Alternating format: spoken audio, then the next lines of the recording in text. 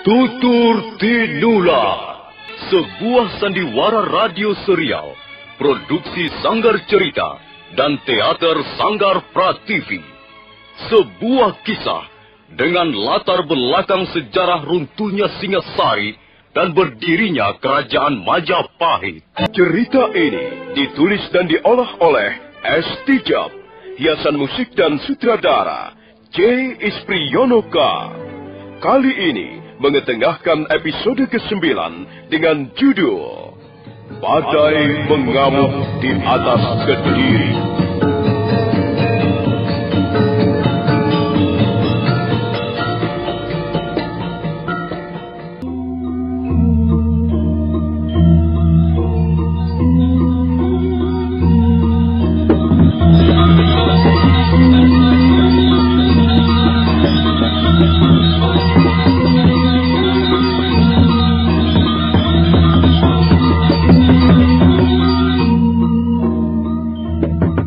Dewi Sambi dan 40 orang prajurit Kediri terus merayap ke atas tebing, ke arah gubuk di mana Mesin tinggal bersama Ayu Wandira dan Panji Ketawang.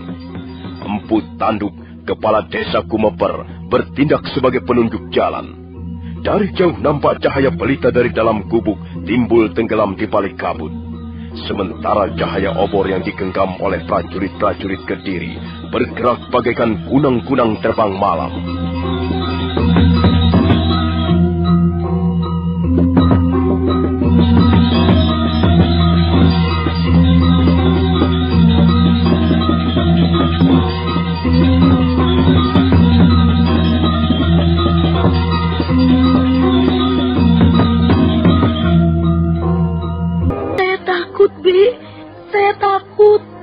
Ada yang ditakutkan, Panji.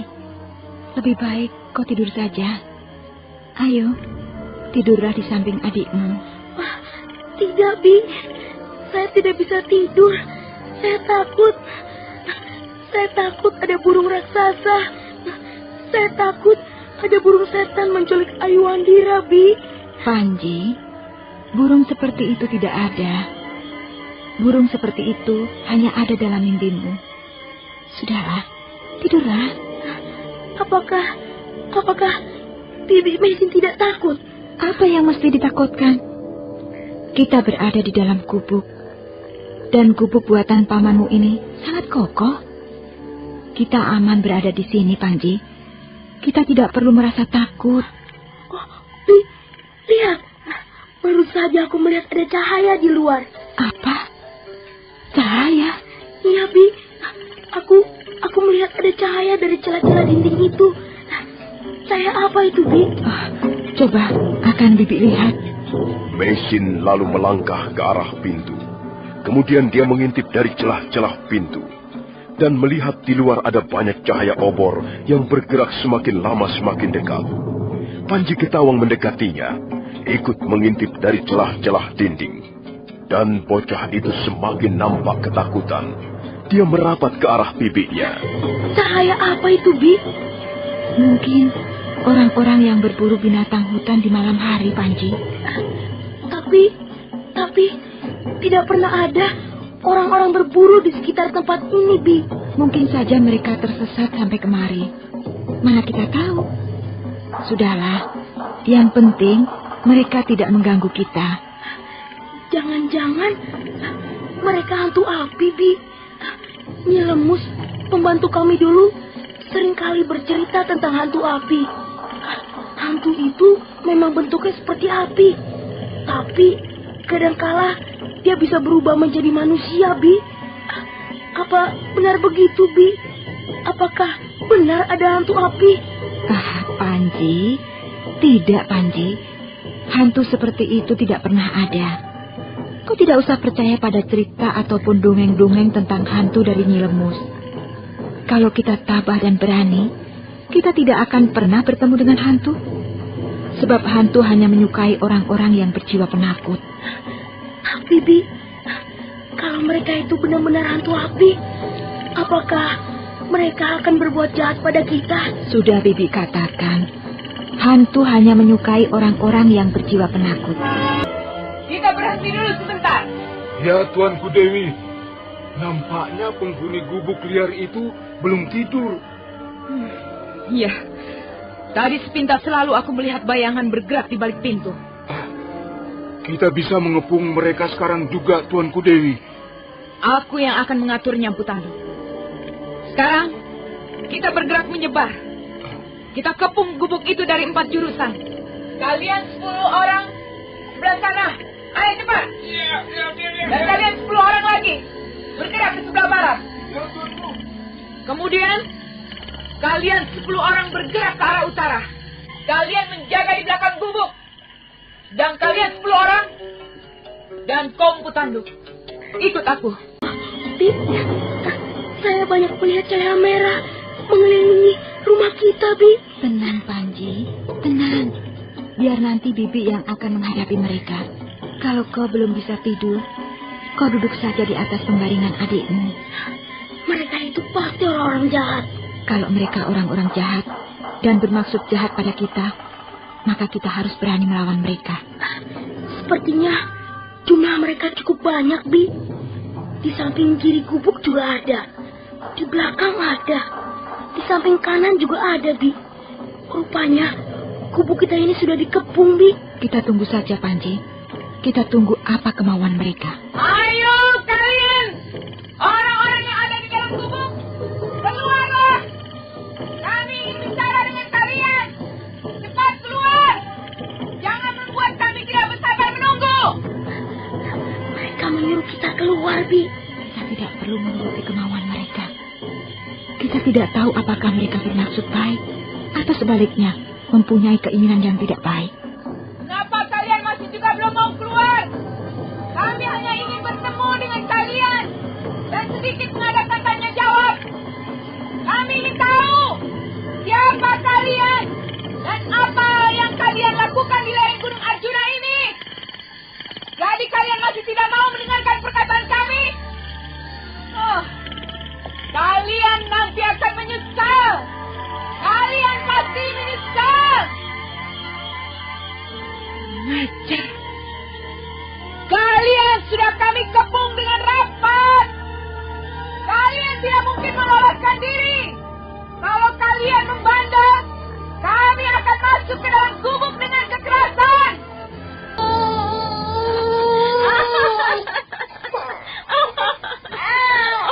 Oh, kau memang hebat. Kau benar-benar ulet. Kau orang asing yang ulet dan hebat. Rupanya kita adalah musuh bebuyutan. Aku sama sekali tidak menduga bahwa akhirnya kita akan bertemu di tempat ini. Kau sudah melihat sendiri keadaanku, Dewi Sambi. Aku baru saja melahirkan. Bayi merah ini belum ada 40 hari menghirup udara di permukaan bumi. Mana penghuni gubuk yang lainnya? Tak ada penghuni gubuk yang lain. Kami hanya tinggal bertiga di tempat ini. Tak ada yang lain lagi. Oh, setelah sekian lama menjadi seorang pelarian, setelah berapa kali kau mengalami keberuntungan, akhirnya malam ini kau bernasib sial. Aku sudah pasrah menerima nasib. Aku tidak akan melarikan diri. Bagus. Artinya kau sudah berpikir sehat. Dan lagi tak ada perlunya melarikan diri. Gubuk ini sudah dikepung rapat. Sekarang ini, kau sudah menjadi seorang ibu. Kau pasti bisa bertindak lebih bijak. Kau pasti bisa mengambil keputusan yang tepat. Aku tahu, Dewi Sambi. Aku tahu kalian datang untuk menangkapku. Sampai saat ini pemerintah Kediri masih menjadikanmu sebagai buron. Buronan seumur hidup. Sampai kapanpun kau akan dikejar dan diburu. Karena memang begitulah nasib seorang buron. Kukira lebih baik kau menyerahkan diri saja. Tidak, Dewi Sambi. Aku tidak akan menyerah. Tak ada perlunya kau melawan. Tapi aku tidak ingin ditangkap seperti seekor kambing liar. Aku harus melawan. Aku harus tetap setia pada keyakinanku. Itu terserah. Tapi ingat. Ingat nasib anakmu yang masih bayi. Dan juga nasib bocah kecil ini. Dewi Sambi. Kumohon kau jangan mengganggu mereka. Kalau memang pemerintah Kediri tetap menganggapku bersalah dan ingin menangkapku, Jangan libatkan mereka. Biarlah aku sendiri yang bertanggung jawab. Mereka tidak salah apa-apa. Kalau begitu, mengapa kau tidak menyerah saja? Dewi Sambi, kita adalah sama-sama wanita pendekar. Kumohon kau masih tetap menghargai jiwa seorang pendekar. Kalau aku menyerah begitu saja, sama halnya aku dengan bunuh diri. Jadi apa yang kau inginkan? Kau bisa melihat sendiri keadaanku sekarang. Kalau kau benar-benar mempunyai jiwa pendekar, kau pasti tidak akan memanfaatkan keuntungan-keuntungan ini. Berilah aku kesempatan untuk membela diri. Janganlah kau memojokkan aku. Iya. Lalu apa yang kau inginkan? Cuk sayang. Tidak, Nak, tidak. Ini Ibu. Ibu tidak kemana-mana kok. Mas Panji juga ada di sini. Tidak, Nak, tidak. Cuk ya sayang ya. Cuk. Aduh. Kaget ya? Ayo kaget ya? Lihat, Bi. Pahanya digigit nyamuk sampai bentol. Aduh, kasihan. Nyamuknya nakal ya, Ayu ya? Nyamuknya nakal sekali. Cuk sayang, cuk ya. Dewi Sambi, kumohon dengan sangat, berilah aku kesempatan untuk menidurkan anakku. Percayalah bahwa aku tidak akan melarikan diri. Lagi pula aku sudah terlalu lelah menjadi buron pemerintah Kediri. Tunggulah aku di luar sana. Biarkan aku menidurkan anakku dulu. Aku kau suruh menunggu di luar. Dan setelah itu, aku akan bertarung denganmu. Aku tahu bahwa aku tidak mungkin mengalahkanmu, Dewi Sambi. Tapi aku pun tidak bisa menyerah begitu saja. Hanya kumohon, setelah kau bisa merobohkan aku, janganlah kau mengganggu mereka. Jadi, kau ingin bertarung dengan Dewi Sambi? Bagus. Baiklah. Aku akan tunggu di luar. Tapi awas, jangan coba-coba mengecoh kami. Begitu kami tahu bahwa kau telah berbuat curang, kalian semuanya akan mampus. Percayalah padaku, Dewi Sambi. Aku tidak akan berbuat curang ataupun licik. Tunggulah di luar. Berilah aku kesempatan untuk menidurkan anakku. Baik. Bagaimanapun juga kita adalah sama-sama wanita. Aku menghormati martabatmu sebagai wanita, khususnya karena kau baru saja melahirkan bayimu. Karena itu, aku tidak akan bertindak terlalu kejam. Tapi jangan sekali-sekali kau salah gunakan kepercayaanku ini. Aku benar-benar akan bertindak sangat kejam jikalau kau meliciki aku. Nah, aku tunggu di luar. Tapi aku tidak bisa terlalu lama menunggumu. Prajurit-prajurit Kediri masih berjaga-jaga dengan senjatanya masing-masing. Mereka mengepung gubuk dari segala penjuru. Sementara itu Mesin berusaha menidurkan Aiwandira. Bayi merah itu nampak tenang dalam dekapan ibunya sambil menyusu. Mesin merasa sedih sekali memandangi wajah anaknya. Beberapa kali dia menciumi pipi Aiwandira sambil meneteskan air mata. Cuk ya sayang ya. Cuk. Jangan nangis lagi ya Ayu ya. Cuk. Cepat besar ya nak ya. Mudah-mudahan saja Sang Yang Widi selalu melindungimu, Ayu. Ayu harus menjadi anak yang baik nanti. Ya Ayu ya. Ayu harus menjadi seorang gadis yang cantik dan berbudi luhur. Biarlah ibu yang menanggung dosa-dosa ibu sendiri. Relakanlah ibumu, nak. Ayu tidak usah menangis kalau ibu pergi nanti. Ayu bisa bersama Mas Panji. Bi, apakah Bibi mau pergi? Saya tidak mau tinggal bersama Ayu sendiri, Bi. Bibi jangan pergi. Panji, kau harus menjaga adikmu. Adikmu masih terlalu kecil. Panji kan sudah besar. Saya belum besar, Bi. Saya juga masih kecil. Bibi jangan pergi. Sudahlah. Adikmu sudah tidur pulas sekali. Nah. Tidurlah, Ayu. Tidurlah dengan tenang di sini. Oh, Yang Maha Kuasa, lindungilah anak-anak kecil yang tidak berdosa. Aku pasrahkan apa yang akan terjadi seperti kehendak-Mu. Aku tidak akan membantah. Aku percaya bahwa Kaulah yang mengatur segala sesuatu di muka bumi ini.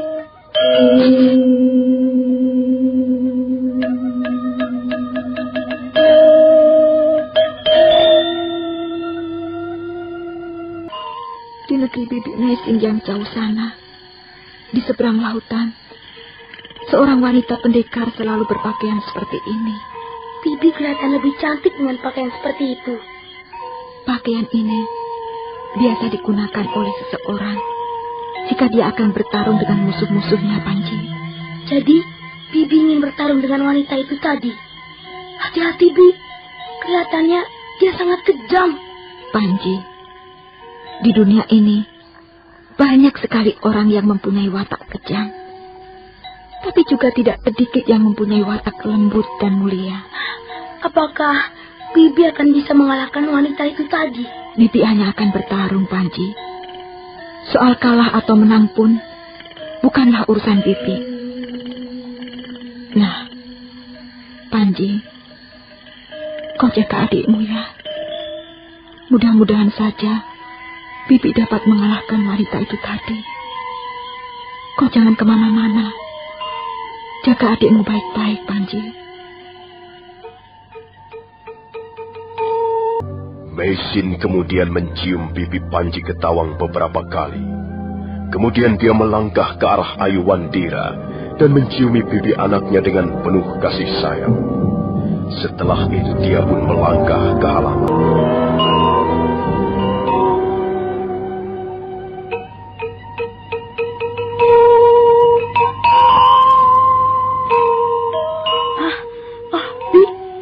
Bibi mengenakan pakaian apa itu? Memang kenapa, Panji? Pakaian yang Bibi kenakan seperti pakaian seorang laki-laki. Pakaian dari negeri mana itu, Bi? Pakaian dari negeri Bibi. Dari negeri yang jauh, Panji. Di negeri Bibi sana, jauh di seberang lautan sana, jika seorang wanita ingin bertempur dengan musuhnya, maka dia akan mengenakan pakaian seperti ini. Maksud Bibi, pakaian seorang pendekar wanita? Iya. Pakaian yang Bibi kenakan sekarang adalah pakaian pendekar wanita berkebangsaan Mongolia. Oh, saya baru tahu sekarang. Rupanya, Bibi Mesin adalah juga seorang pendekar. Kalau begitu, Bibi juga mempunyai ilmu kanuragan seperti Paman Kamandano. Iya, Bibi pernah juga belajar ilmu kanuragan. Tapi ilmu kanuragan yang Bibi miliki tentu saja tidak sehebat ilmu kanuragan pamanmu. Jadi, Bibi akan keluar untuk bertarung dengan wanita itu tadi, Bi? Iya, Panji. Bibi akan keluar untuk bertarung dengan Dewi Sambi. Perempuan itu kelihatannya kejam sekali, Bi. Apakah Bibi bisa mengalahkannya? Bibi tidak yakin. Apakah Bibi akan bisa mengalahkannya? Tapi Bibi harus bertarung dengannya. Hati-hati, Bi. Perempuan itu tadi seperti setan. Dia pasti galak dan bengis. Kalau Bibi bisa dikalahkan, Bibi bisa juga dibunuh olehnya. Hati-hati, Bi. Iya, Panji. Bibi akan hati-hati. Lebih baik kita lari saja, Bi. Bibi tidak usah bertarung dengan perempuan itu. Kita lari saja melalui pintu belakang. Tidak, Panji. Kita tidak mungkin lari. Gubuk ini sudah dikepung. Lihat saja. Prajurit-prajurit Kediri yang membawa obor itu sudah mengepung gubuk ini. Kita mau lari kemana? Tapi kalau Bibi nanti kalah bertarung, bagaimana dengan kami, Bi?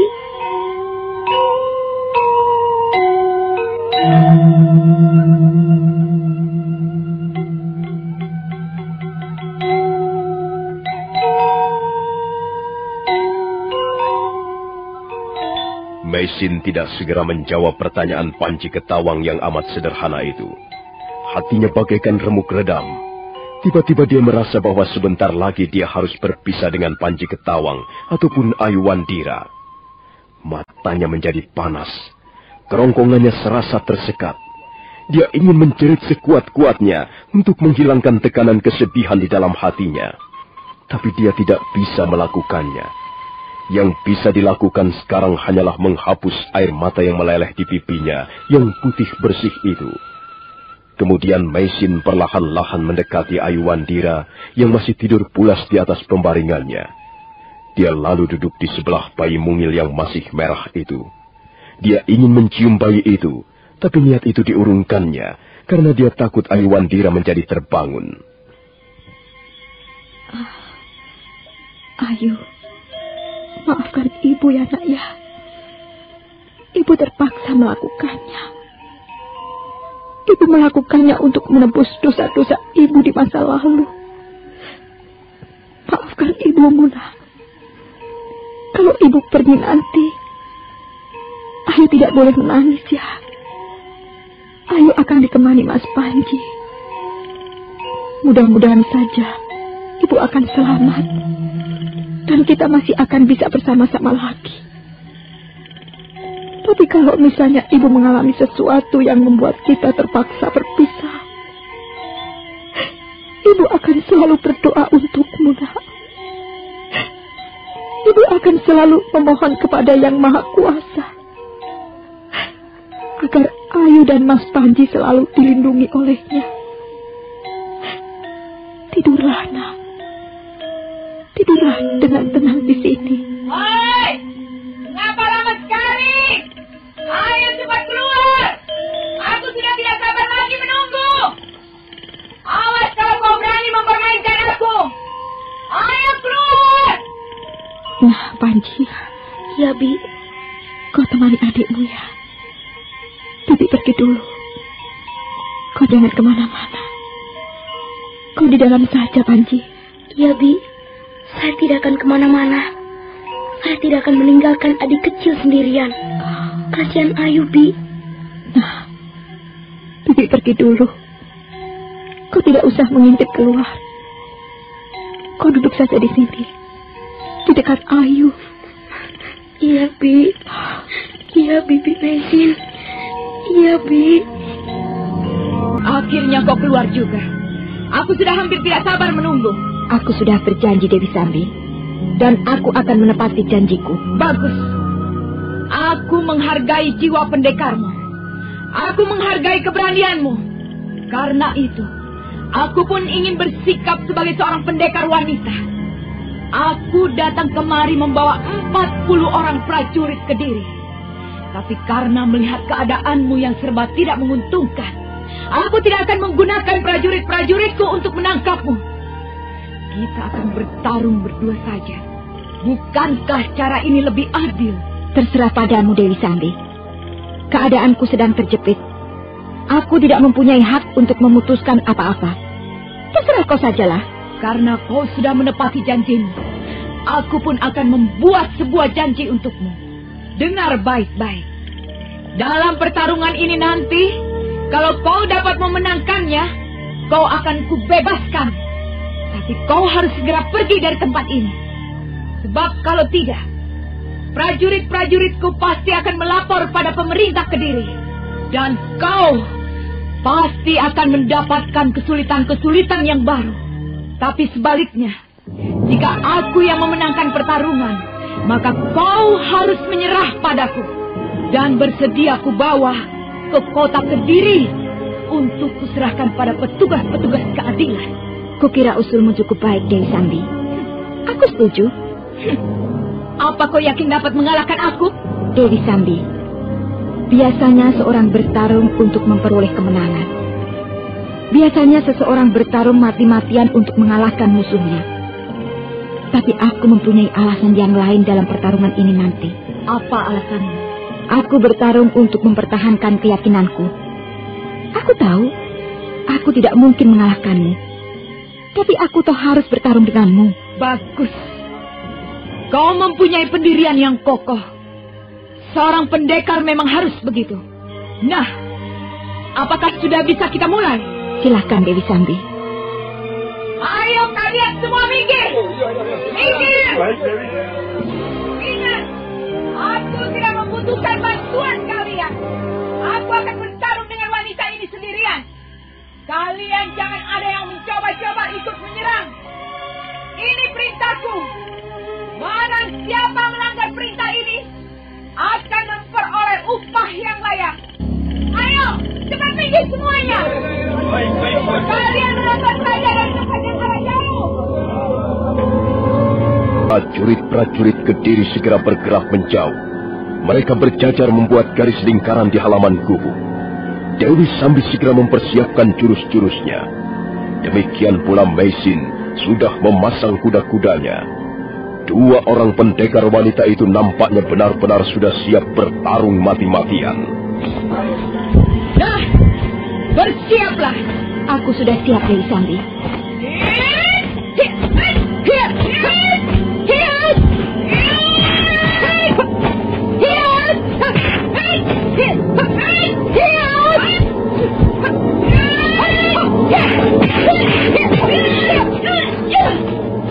Dewi Sambi terus menyerang dengan gencar. Meisin melayaninya dengan semangat membaca. Walaupun dia tahu kemampuan Dewi Sambi jauh di atasnya, tapi dia tak ingin menyerah begitu saja. Dia melompat ke kiri ataupun ke kanan, dan sekali waktu menangkis serangan Dewi Sambi yang datang silih berganti. 10 jurus segera berlalu, dan Dewi Sambi masih terus memburu dengan jurus-jurusnya yang semakin berbahaya.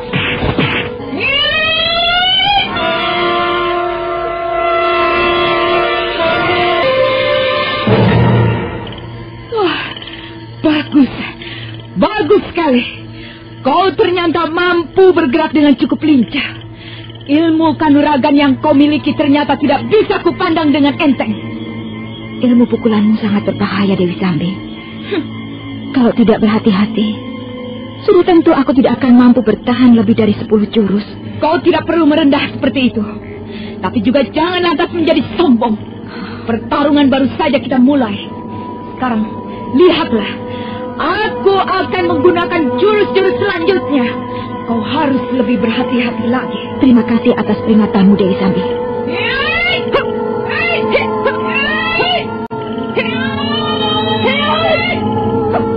Meisin dapat merasakan serangan-serangan Dewi Sambi jauh lebih berbahaya. Dan Dewi Sambi sudah mulai menggunakan jurus-jurus yang berhubungan dengan Aji Tapakwisa. Aji itulah yang dulu telah menyebabkan Arya Kamandanu terluka parah. Barangkali Aji Tapakwisa itu sudah membunuh ratusan orang pendekar. Aji itu memang benar-benar sangat ganas. Pukulan belatunya sangat mematikan. Dengan Aji itulah, sekarang ini Dewi Sambi terus memburu Meisin. Mereka bertarung di tengah-tengah kabut pegunungan yang dingin. Tiba-tiba Meisin merasakan tubuhnya semakin melemah. Ada sesuatu yang merembes keluar mengalir melalui betisnya. Meisin bertarung sambil mengeluh.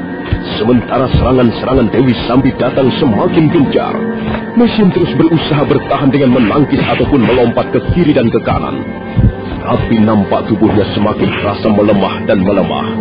Darah semakin banyak merembes keluar dan mengalir di kedua belah betisnya.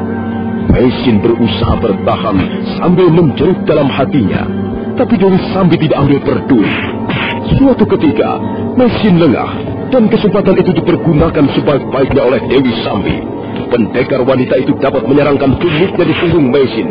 Kemudian sebelum Meisin berdiri dengan tegak, dia sudah memburu dengan Aji Tapakwisanya. Aji Tapakwisa!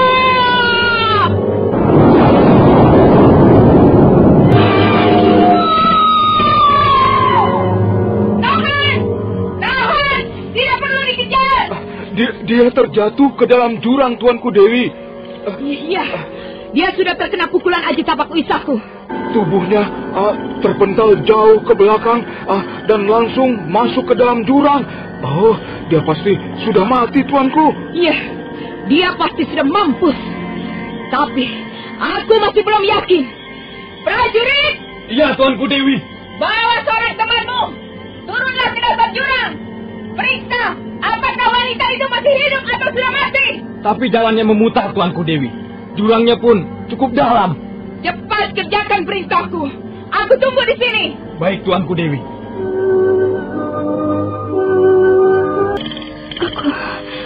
Aku terkena pukulan ilmu yang dahsyat. Nafasku menjadi sesak.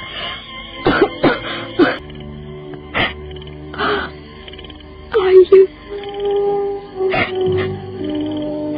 sama tiga, Mak. Panji terpaksa tidak bisa mengawasimu lagi, Panji. Lihat, Kakang. Oh, iya. Ini dia. Wanita itu terjatuh dari tempat yang cukup tinggi. Iya. Lihat, dia terbaring di sini. Apakah dia sudah mati? Kukira dia tidak mungkin hidup lagi. Lihat saja, dia sudah tidak bergerak-gerak lagi. Iya. Kau periksa dulu. Kalau benar-benar sudah mati, kita tinggalkan saja. Dan kita laporkan pada Tuanku Dewi Sambi. Benar. Mari kita periksa dia. Iya. Dia sudah mati. Lihat saja. Ulu hatinya sampai hangus begini. Luar biasa pukulan Aji Tapak Wisa milik Dewi Sambi itu ya. Tubuh wanita ini sampai terpental ke belakang. Sudahlah. Salah dia sendiri. Iya. Apa berani melawan Dewi Sambi? Kalau dia mau menyerah dengan baik-baik, dia pasti tidak kena pukulan Aji Tapak Wisa. Iya. Bagaimana prajurit? Kami sudah melihatnya, Tuanku Dewi. Dan tampaknya wanita itu sudah mati. Benar-benar sudah mati. Sudah kalian periksa dengan baik. Ulu hatinya sampai hangus, Tuanku Dewi. Dia sudah tidak bergerak-gerak lagi. Dia benar-benar sudah mati. Kalau begitu, bagus. Berarti pemerintah Kediri tidak usah direpotkan lagi dengan adanya 2 orang pelarian asing. Lalu, bagaimana dengan 2 bocah kecil yang ada di dalam gubuk itu, Tuanku Dewi? Kita bawa saja mereka. Aku mempunyai pikiran lain. Kita bisa membuat 2 anak itu menjadi sandera. Kita akan membuat pengumuman. Barang siapa yang merasa bertanggung jawab terhadap diri 2 anak itu, boleh datang ke Jasun Wungkal untuk mengambilnya. Nah, prajurit. Iya, Tuanku. Ayo, bawa anak itu keluar. Baik, Tuanku Dewi. 2 orang prajurit segera melangkah ke dalam gubuk yang pintunya sudah menganga karena hancur berantakan. Panji Ketawang merasa ketakutan melihat 2 orang prajurit yang bertampang bengis dan kejam mendekatinya. Ayo. Tidak, aku tidak mau. Lepaskan aku. Jangan ambil adikku. Jangan ambil Ayu. Kalian orang-orang jahat. Kalian jahat. Tidak, lepaskan kami. Lepaskan kami. Prajurit Kediri itu tidak ambil peduli. Mereka terus menyergap Panji Ketawang dan Ayu Wandira. Nah, saudara pendengar, bagaimanakah kisah selanjutnya? Silakan menunggu seri berikutnya. Sampai jumpa.